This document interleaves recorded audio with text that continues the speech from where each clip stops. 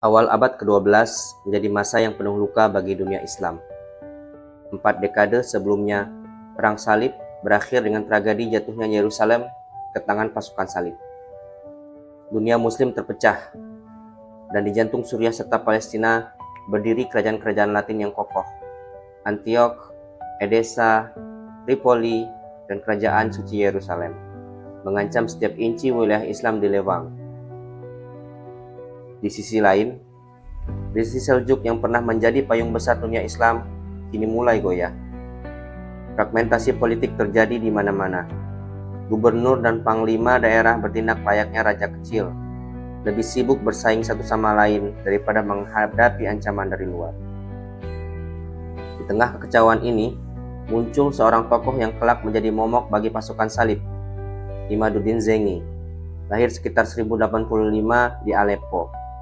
Zengi adalah putra seorang panglima Seljuk yang dibesarkan di lingkungan militer. Sifatnya keras, tegas, dan menurut banyak catatan, tak segan menggunakan kekerasan demi tujuannya. Ibnul Athir, sejarawan Muslim abad ke-12 menulis, ia adalah sosok yang gagah berani, tangkas dalam peperangan, dan tak kenal takut. Namun, ia juga keras terhadap musuh, bahkan kepada bawahannya jika dianggap lalai.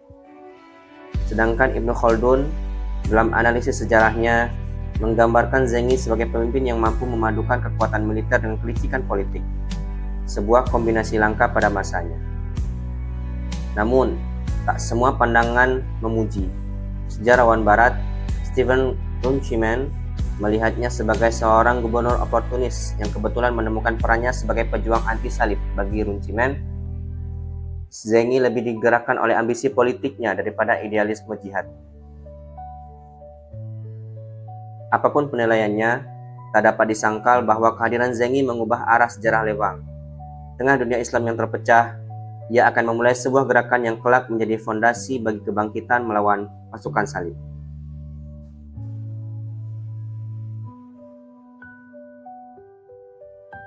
Tahun 1127 Masehi menjadi titik awal berdirinya kekuasaan yang kelak dikenal sebagai Kesultanan Zengid. Pada tahun ini, Imaduddin Zengi resmi diangkat oleh Sultan Seljuk Mahmud II sebagai Atabek Mosul, sebuah jabatan militer politik setara gubernur agung. Penunjukan ini bukan sekedar hadiah. Mosul adalah kota strategis di utara Mesopotamia, menjadi penghubung antara Suriah dan Irak, sekaligus gerbang menghadapi ancaman Latin di barat dan Bizantium di utara. Menguasai Mosul berarti menguasai simpul penting perniagaan dan militer. Ibnul Athir mencatat, Zengi mengambil alih Mosul dengan kekuatan penuh, memulihkan disiplin pasukan, dan mengamankan perbatasan dari serangan salibis dan pemberontakan internal.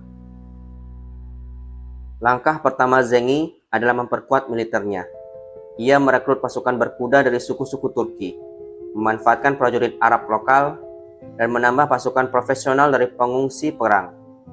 Di sisi administrasi, ia menempatkan pejabat yang loyal dan menegakkan hukum dengan tangan besi, sebuah kebijakan yang menimbulkan rasa takut sekaligus hormat. Namun, apa yang sebenarnya mendorongnya? Sumber-sumber Islam klasik menggambarkan Zengi sebagai pembela agama yang bertekad memulihkan kejayaan Islam dan membebaskan kota-kota yang dikuasai salibis. Sebaliknya, sejarawan orientalis seperti Claude Cahn menilai bahwa langkah-langkah Zengi lebih didorong ambisi pribadi, yaitu membangun kerajaan dinasti sendiri tengah lemahnya kekuasaan Seljuk. Antara jihad dan ambisi politik, sejarah Zengi mungkin berada di tengah-tengah keduanya. Ia adalah pejuang yang memanfaatkan idealisme agama sebagai alat mobilisasi, sekaligus seorang politisi yang mahir memainkan kekuasaan. Dan dari Mosul inilah, langkah pertama Zengi menuju panggung besar sejarah akan dimulai, menyasar kota-kota suci yang akan mengguncang kekuasaan salibis di jantung Levant.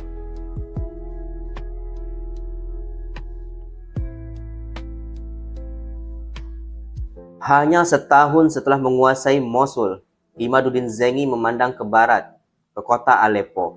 Kota ini bukan sekedar pusat perdagangan, tapi benteng strategis yang menjadi gerbang menuju Suriah dan Palestina. Menguasainya berarti membuka jalan langsung menuju wilayah yang dikuasai salibis. Aleppo saat itu dikuasai oleh penguasa lokal yang terjebak dalam intrik politik, lemah dalam menghadapi ancaman luar, dan Zengi melihat celah, lalu ia memanfaatkannya. Melalui kombinasi diplomasi, aliansi, dan tekanan militer, dia berhasil memasuki Aleppo pada tahun 1128 tanpa perlawanan besar-besaran. Ibnul Athir menulis dengan penuh kebanggaan. Dengan masuknya Zengi ke Aleppo, berkumpullah kekuatan Islam di bawah satu panji.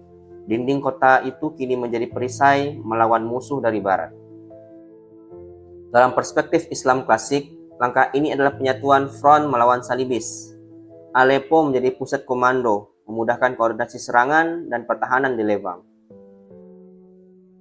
Tapi, sejarawan barat seperti Steven Runciman melihatnya secara berbeda. Baginya, Zengi tidak termotivasi semata oleh semangat jihad. Menguasai Aleppo juga berarti menguasai jalur perdagangan penting antara Anatolia dan Mesir. Jalur yang membawa emas, rempah, dan kekuatan ekonomi yang besar. Antara idealisme dan pragmatisme, langkah ini jelas memberi Zengi dua keuntungan sekaligus. Legitimasi religius di mata umat Islam dan kekuatan ekonomi politik yang memungkinkannya bergerak lebih agresif melawan musuh. Dari Mosul hingga Aleppo, Zengi kini memegang kendali atas dua benteng kunci. Namun target berikutnya akan membuat namanya dikenal di seluruh dunia Kristen Eropa, penaklukan Edessa.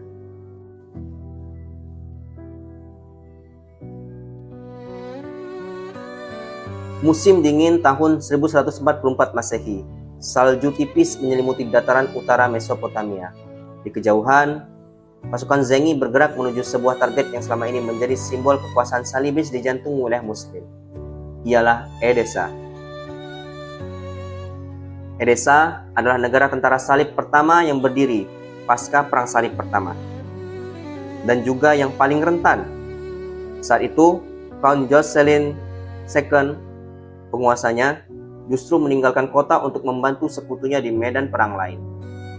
Kesempatan emas ini tak disia-siakan oleh Zengi. Ibnul Athir menulis kronologinya.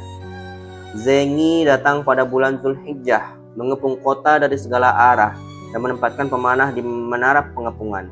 Dia perintahkan parit-parit digali, lalu menempatkan tambang di bawah dinding untuk meruntuhkannya. Dalam waktu kurang dari sebulan, benteng pertahanan Edessa pun runtuh. Pada 24 Desember 1144 Masehi, kota itu jatuh ke tangan Zengi. Bagi dunia Islam, ini adalah kemenangan besar. Pertama kalinya sebuah negara salib di timur berhasil direbut sejak 1099. Sumber Islam klasik menyebutnya sebagai Fathul Azim, pembukaan yang agung. Para khatib di masjid-masjid Damaskus dan Baghdad menyeru bahwa Allah telah memberi kemenangan kepada umatnya. Tapi di Eropa, kabar itu terdengar seperti guntur di tengah malam. Sejarawan barat seperti Steven Runciman menulis bahwa jatuhnya Edessa menyentak kesadaran Kristen Latin. Mereka menyadari bahwa proyek perang salib tidaklah kebal terhadap kesalahan. Dari sudut pandang barat, peristiwa ini bukan sekedar kekalahan militer. Ini adalah pemicu langsung perang salib kedua, yang dimulai antara 1147 hingga 1149. Ini melibatkan tokoh-tokoh besar seperti Raja Louis ke-7 dari Prancis dan Kaisar Konrad III dari Jerman. Dengan Edessa di tangannya, Zengi tidak hanya meruntuhkan benteng fisik, tapi juga mengguncang psikologi dunia Kristen. Namun, kemenangan ini akan menjadi warisan terakhirnya, karena kematian datang lebih cepat dari yang ia bayangkan.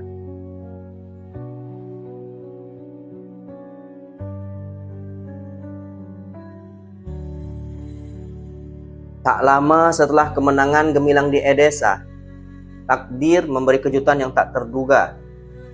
Musim panas tahun 1146 Masehi, Zengi sedang mengepung bentung Qal'at Ja'bar di tepi Yufrat. Malam itu, ia beristirahat di kemahnya, dikelilingi penjaga setia. Namun, dari dalam lingkaran kepercayaannya sendiri, datang pengkhianatan. Ibnul Athir mencatat, seorang budak bernama Yarankash karena takut dimarahi atas sebuah kesalahan menikam Zengi di tengah tidurnya. Pembunuhan ini mengguncang pasukan, dalam hitungan jam, kabar kematian sang Atabek menyebar luas. Pemimpin yang mengangkat panji perlawanan melawan Salibis kini telah tiada. Seperti banyak kerajaan abad pertengahan, kematian mendadak seorang penguasa kuat sering memicu perebutan kekuasaan. Wilayah Zengi pun dibagi dua, yaitu kepada Nuruddin Mahmud, putranya diberikan Aleppo, sementara Saifuddin Ghazi I, sang kakak, menguasai Mosul. Sejarawan modern menilai perpecahan ini sebagai konsekuensi dari sistem feodal militer pada masa itu. Tanpa otoritas pusat yang kuat, dalam hal ini Abbasiyah, wilayah cenderung jatuh ke tangan ahli waris yang memerintah secara otonom. Sejarawan barat seperti Claude Cahn menekankan bahwa pembagian ini memperlambat momentum jihad Zengi.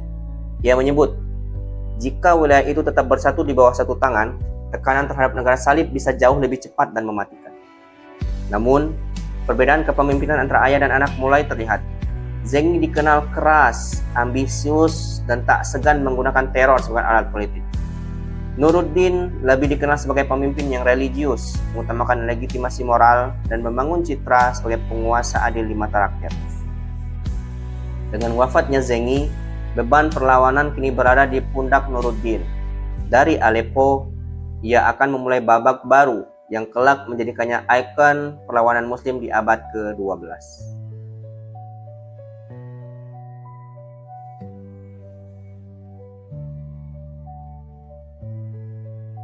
Di usianya yang baru 30 tahun, Nuruddin Mahmud naik tahta Aleppo menggantikan ayahnya. Berbeda dari Zengi, ia memimpin dengan keseimbangan antara kekuatan militer dan legitimasi moral. Bagi rakyat, ia bukan sekadar seorang Atabek, tapi simbol keadilan. Langkah pertama Nuruddin adalah menyatukan kembali wilayah Syam yang tercerai-berai.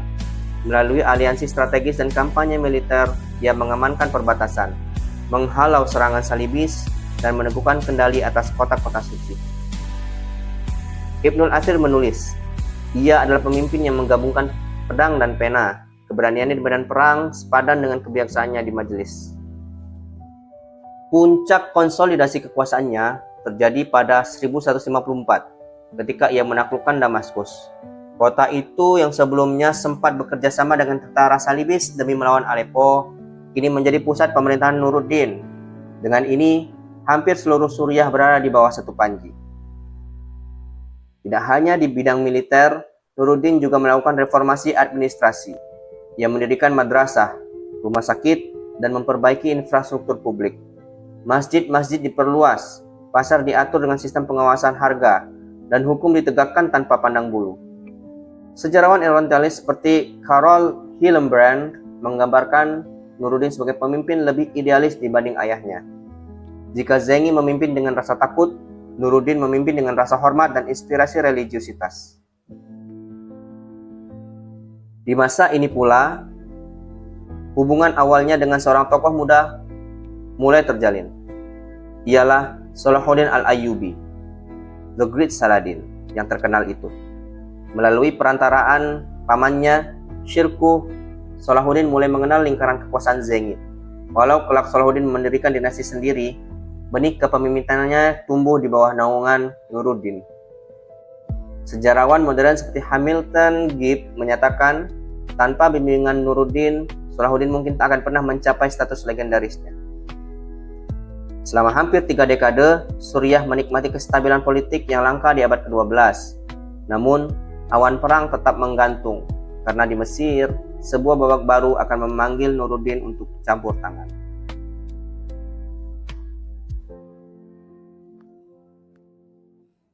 Musim panas tahun 1174 Masehi.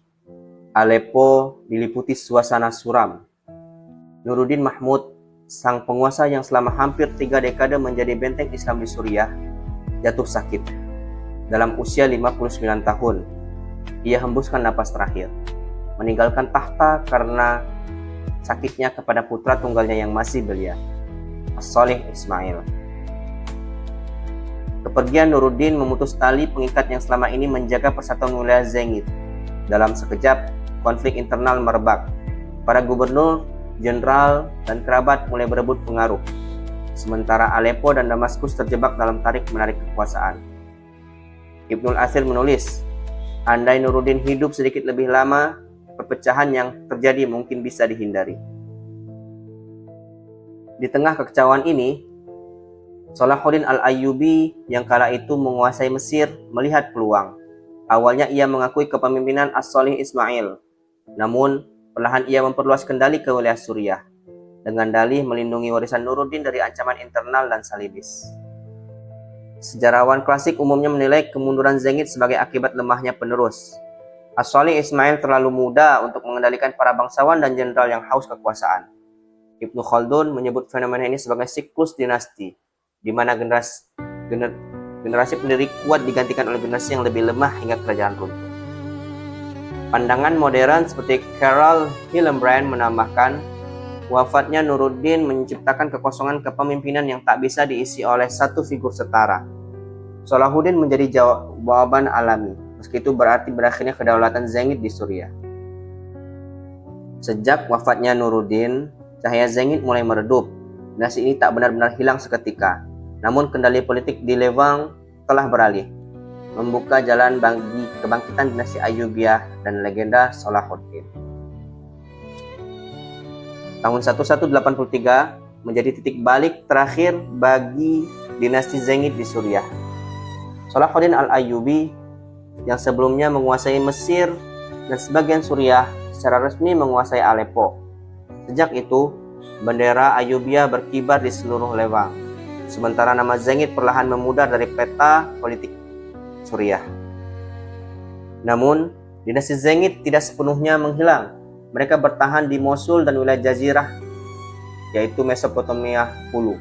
Dari sini, para penguasa Zengid mengelola kekuasaan yang lebih kecil, tidak lagi sebagai penentu politik regional, melainkan sebagai pemain lokal yang kadang bersekutu, kadang bersaing dengan Ayyubiyah maupun Khawarizmiyah. Ibnu Athir yang hidup pada masa ini mencatat dengan nada getir, mereka yang dahulu memerintah Suriah dan Irak kini hanya mempertahankan Mosul. Kekuatan mereka seperti sisa bara yang tak lagi menyala. Sejarawan barat seperti Stephen Runkeman menggambarkan fase ini sebagai transformasi dari kekuatan besar menjadi kekuatan lokal. Dari kekuatan yang lumayan ditakuti menjadi kekuatan yang biasa-biasa saja. Zengid masih memiliki angkatan bersenjata, tapi perannya sangat terbatas. Mereka menjadi semacam penyangga antara kekuatan besar seperti Ayyubiyah dan dinasti Abbasiyah. Pada periode ini, hubungan mereka dengan Ayyubiyah berfluktuasi. Ada masa damai melalui pernikahan politik, namun juga terjadi perselisihan soal perbatasan dan pengaruh di Jazirah. Karl Hillenbrand menekankan, Zengid Mosul mempertahankan simbol-simbol legitimasi lama, tapi kekuatan real mereka sangat bergantung pada kemauan para penguasa besar di sekitar.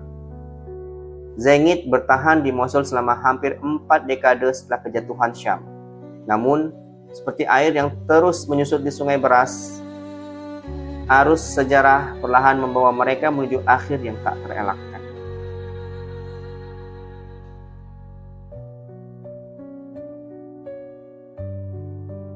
Memasuki tahun 1222 Masehi, dinasti Zengid di Mosul telah jauh dari masa kejayaan.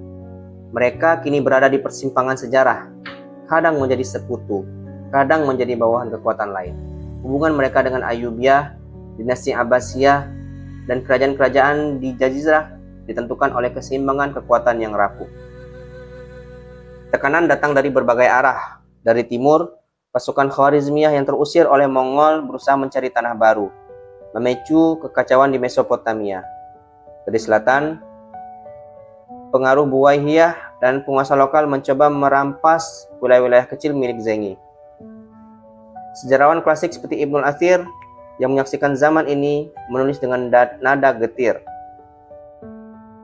Mereka yang dahulu disegani oleh sultan-sultan besar kini menunduk di hadapan gubernur kecil. Lalu datanglah Mongol seperti badai gurun. Mereka melanda Asia Barat dengan kecepatan kejaman yang belum pernah terlihat. Tahun 1250, wilayah Zengid menjadi jalur strategis bagi gerak maju pasukan Hulagukan menuju Irak.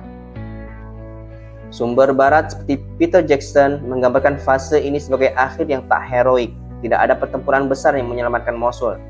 Zengid lebih memilih menyerah atau tunduk daripada dihancurkan sepenuhnya. meskipun itu hanya menunda kehancuran. Karel Hillenbrand menulis, ketika Mongol benar-benar mendominasi, nama Zengid hanyalah catatan kaki dalam sejarah, tanpa kekuatan nyata untuk mempengaruhi jalannya peristiwa. Setelah lebih dari 1 abad bertahan di tepi-tepi kekuasaan besar, dinasti Zengid akhirnya tenggelam dalam gelombang sejarah. Benteng Mosul yang dulu simbol perlawanan dan kejayaan, kini menjadi milik penguasa baru, dan nama Zengid pun perlahan menghilang dari percakapan zaman.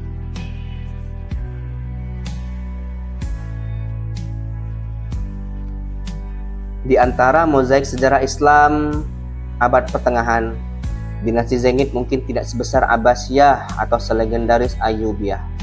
Namun, jejak mereka terukir jelas, baik di medan perang, di batu-batu benteng, maupun di lembaran kitab para sejarawan. Dalam sejarah militer, Zengid dikenal sebagai ahli pengepungan. Dari perebutan Aleppo hingga jatuhnya Edessa, mereka mengembangkan teknik militer yang kelak diadopsi oleh Ayyubiyah dan Mamluk. Benteng-benteng yang mereka bangun sangat kokoh, strategis, dan indah dipandang, masih menjadi saksi bisu hingga kini. Ibnul Athir menulis, mereka membangkitkan semangat jihad di hati umat ketika dunia Islam tercerai-berai oleh perebutan kekuasaan. Zengid juga berperan dalam kebangkitan jihad melawan Salibis. Imaduddin Zengi memulai, Nuruddin Mahmud menyempurnakan. Mereka menanam fondasi moral, politik, dan militer yang memungkinkan Salahuddin Al-Ayyubi meraih kemenangan besar di Hattin dan membebaskan Yerusalem. Pandangan modern seperti Karel Hillenbrand mengatakan, Zengid adalah penghubung strategis antara warisan Seljuk dan kejayaan Ayyubiyah. Mereka mengisi kekosongan kepemimpinan Muslim pasca Perang Salib Pertama. Steven Runciman dari perspektif Barat menambahkan, tanpa Zengid, kebangkitan Islam di Levant mungkin tak akan terwujud secepat ini. Warisan Zengid bukan hanya tentang wilayah yang mereka kuasai, tapi tentang peran mereka dalam mengubah arah geopolitik abad pertengahan. Dari Mosul hingga Damaskus, mereka mengajarkan bahwa dalam sejarah, masa kejayaan tidak hanya diukur dari luasnya wilayah, tapi dari dampak yang ditinggalkan pada generasi berikutnya. Dan di setiap batu yang tersisa, di setiap halaman kitab sejarah, nama Zengid tetap terucap. Inilah kisah dinasti Zengid.